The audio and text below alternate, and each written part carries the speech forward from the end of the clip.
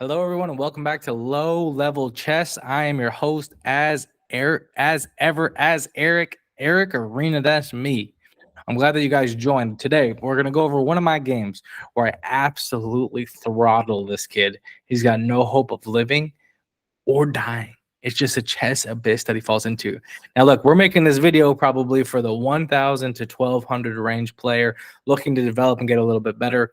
Over the past year, I took my rating from around there and Blitz and Rapid and um, Bullet to the 1,500 level. This is a Rapid game, so I had some time to think. So I'm going to talk through some of my ideas as we look through what's going on and how I, fashionably put the silver lining dot signature. Let me take the money to the bank. I'll see you tomorrow. I only cash checks on Mondays, kind of thing. Unless your bank's closed on Mondays, then it's like a Tuesday thing. But I'll show you what I did. We'll go through it, hopefully learn a couple things, and I'll take a sip of my coffee. I want you to know that. It says, his mercies are new every day and every morning, that is. And I just want you to know that the Lord loves you. That's another part of this, is that the Lord loves you. All right, check this out.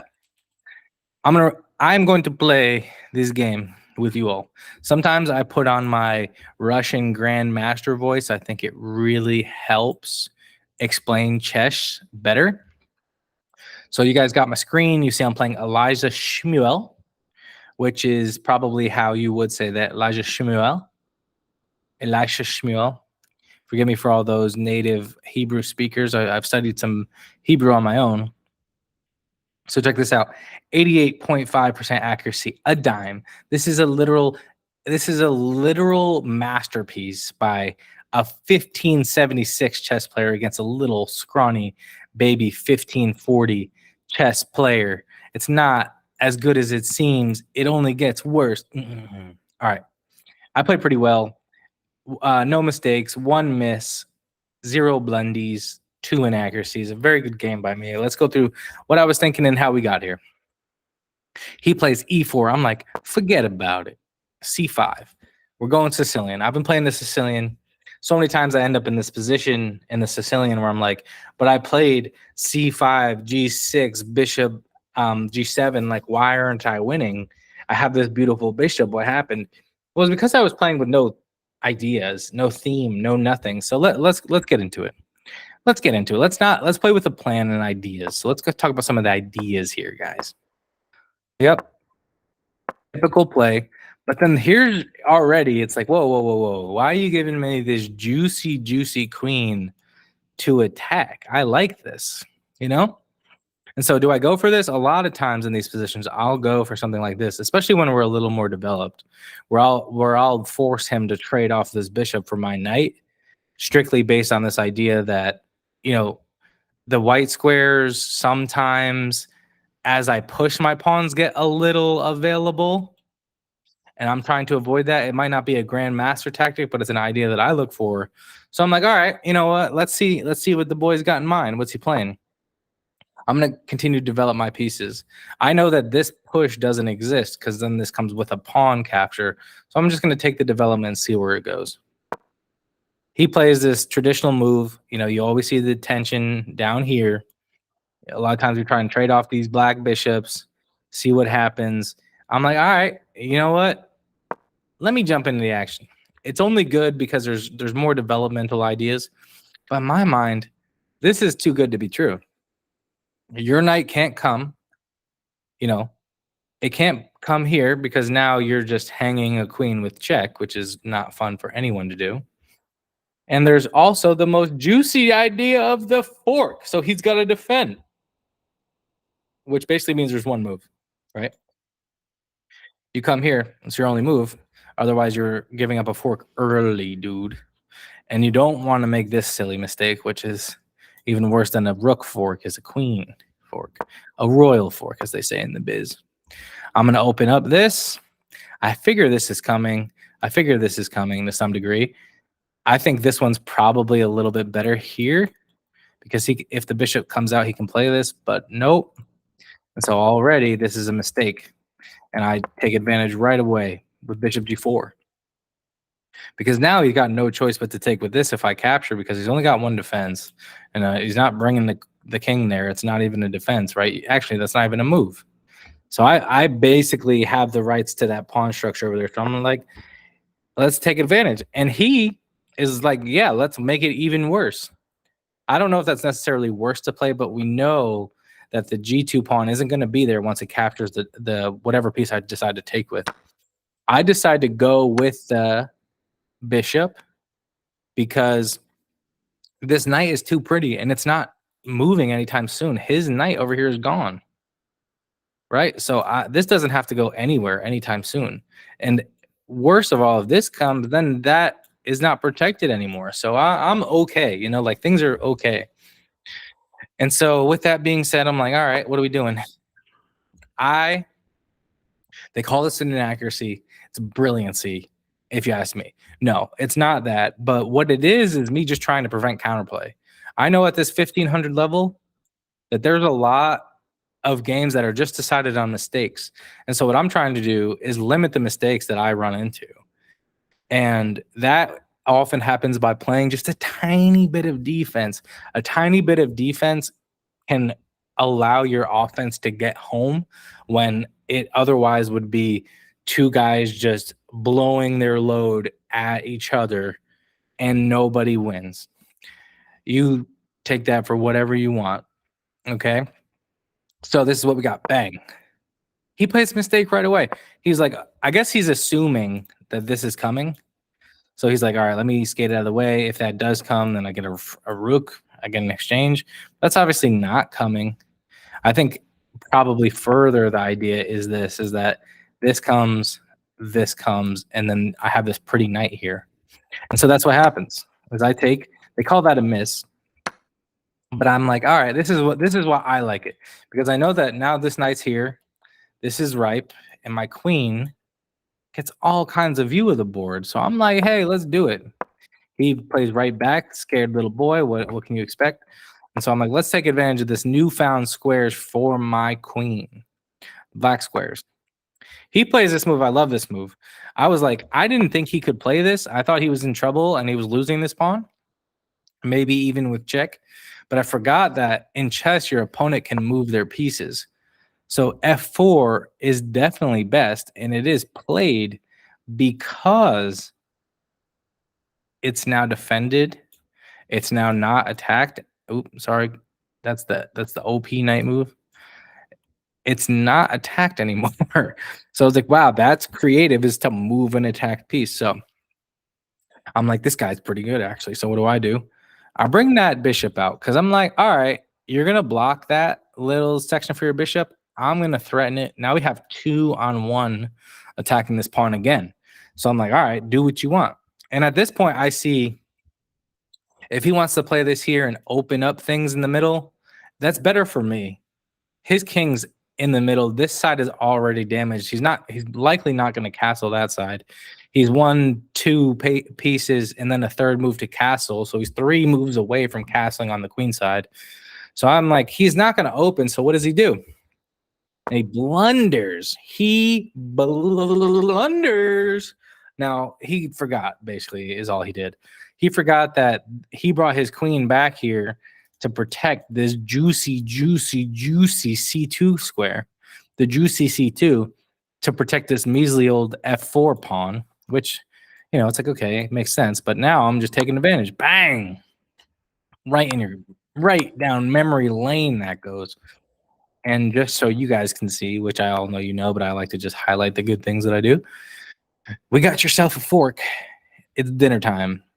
So you guys better answer the call. He moves over. I'm like, I'll take that knight. I'll take that rook. So that rook is mine. And take note of this, that I would be up in exchange if he could recapture, but he hasn't recaptured yet. And he has no means to do it right now because this queen is all the way over here. This rook is all the way over here. It's going to take at least 2 moves to get this knight available. And I can go here now. So it's a full rook. Points on the board, and it's also a juicy C2 pawn, if you remember. So we're up +6 here, which is beautiful. So now he's like, all right, I don't know why he does this. I think it's just to open this up and to kind of move that bishop with tempo so he can get back to the knight. But I'm sitting here like, so you really want to open up lines to your king? I will do this. Captures, captures. I only really have one option. I'm not going to let this bishop hang. So I go back and protect it. And he plays this.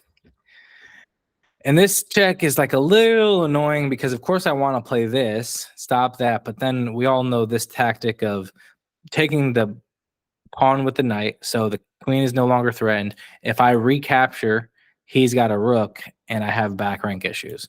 But I'm like, not going for that today. So I make what they call an inaccuracy, but again, was another brilliancy, is this right here. There's no checks, right?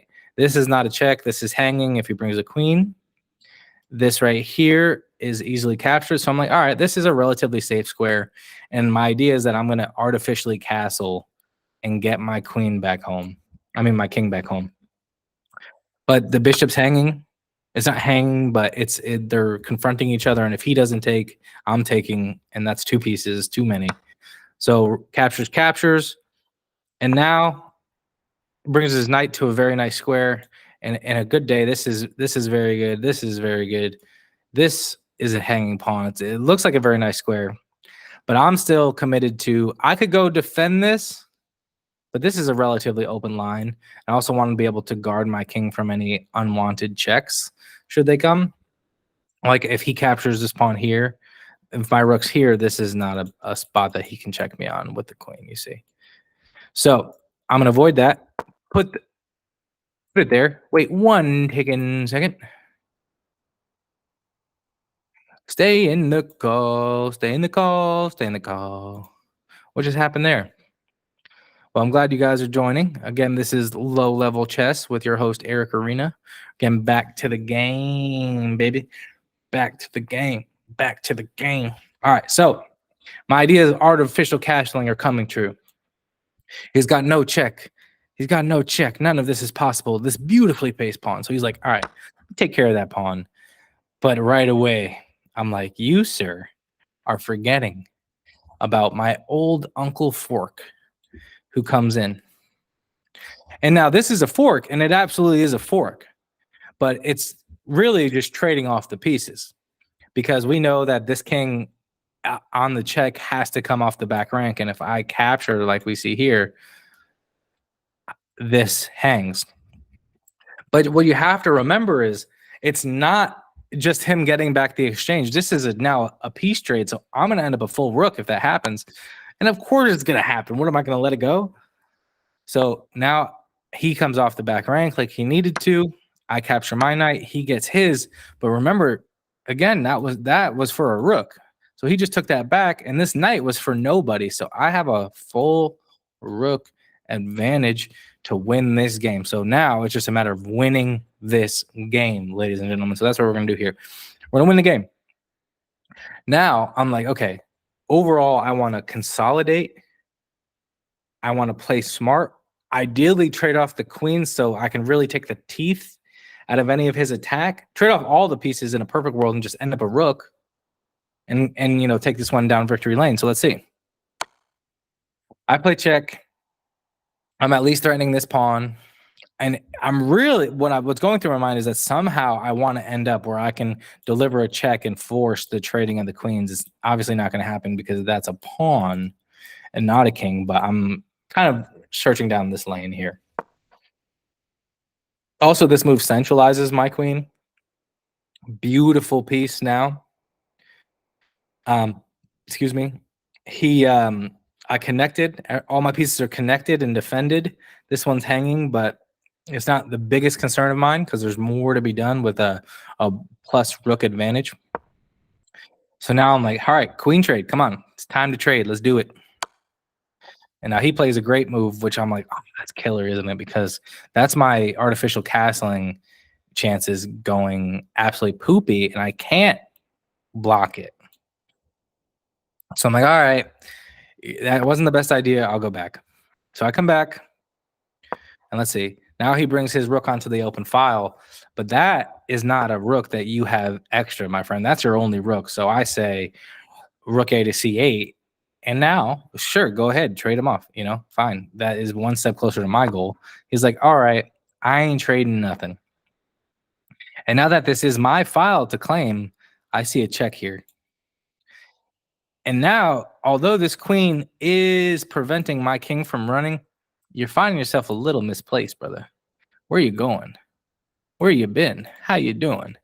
You're not really playing any defense, and really, you like to galvanize these pieces behind their king. Last effort to victory. It's not going to happen today because you're down center lane, really angry at your own pawn. Your queen is backed. It might as well just be on this square. Like, it couldn't be any worse. And I'm sitting here like, I got avenues to the king, baby. Let's see what he does. So I'm playing it. I'm like, let me take advantage of this. Don't look at the moves here in the bottom. I know that just covered my screen, but it's not covering yours. Just look at mine. Just look at mine, guys. Okay, and so now this is it. Now we see the juice coming in. I like, oh wow, I'm gonna bring him into my territory. We're gonna hang out.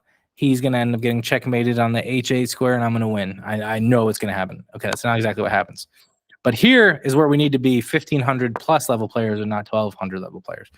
A 1,200 level player is going to say, hey, give me my rook, and I already won the game.